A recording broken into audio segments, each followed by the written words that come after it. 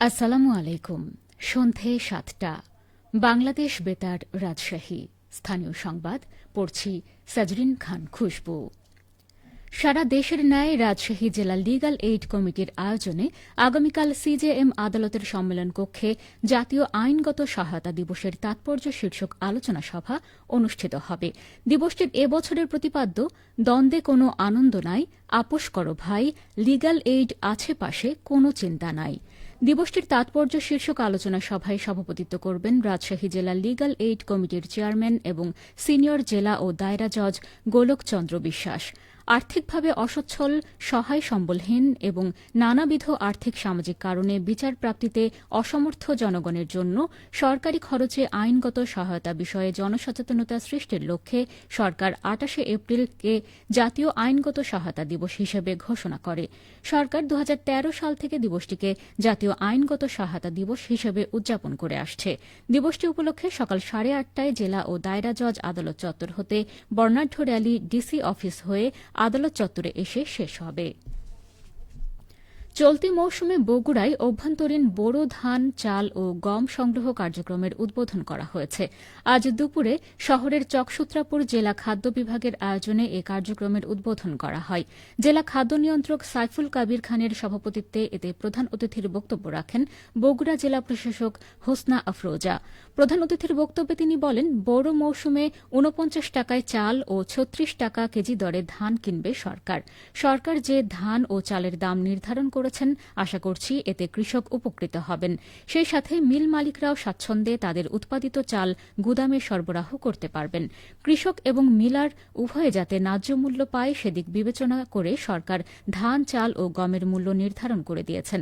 কৃষক যাতে গুদামে ধান নিয়ে এসে হয়রানি না হয় সেটি স্থানীয় প্রশাসন, কৃষি ও খাদ্য বিভাগের কর্মকর্তাদের নিশ্চিত করতে হবে।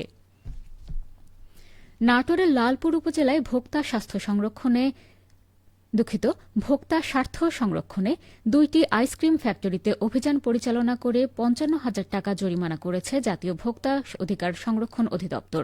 আজ উপজেলা বাজার এলাকায় পরিচালিত অভিযানের নেতৃত্ব দেন অধিদপ্তরের সহকারী পরিচালক নাজমুল হাসান।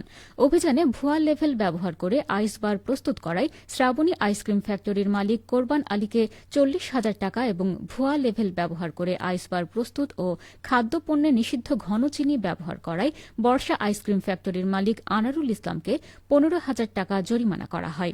সহকারী পরিচালক জানান, ভোক্তা অধিকার সংরক্ষণ আইনের ৩৭ ধারায় আরোপকৃত জরিমানার অর্থ পরিশোধ করে ওই দুই ব্যবসায়ী দায় থেকে অব্যাহতি লাভ করেন।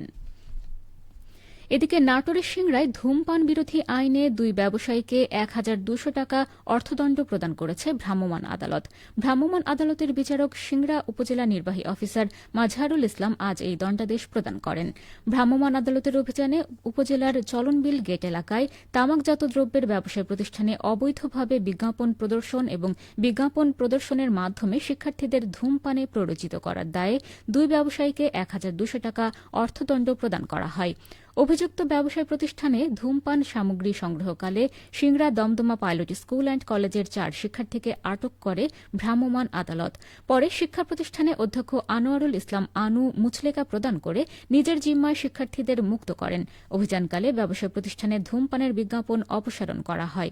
উপজেলা নির্বাহী অফিসার ও এক্সিকিউটিভ ম্যাজিস্ট্রেট মাজহারুল ইসলাম জানান, ধূমপান ও তামাকজাত দ্রব্য ব্যবহার নিয়ন্ত্রণ আইনে প্রদত্ত দণ্ডের অর্থ পরিশোধ করে অভিযুক্ত দুই ব্যবসায়ী দায়মুক্ত হন।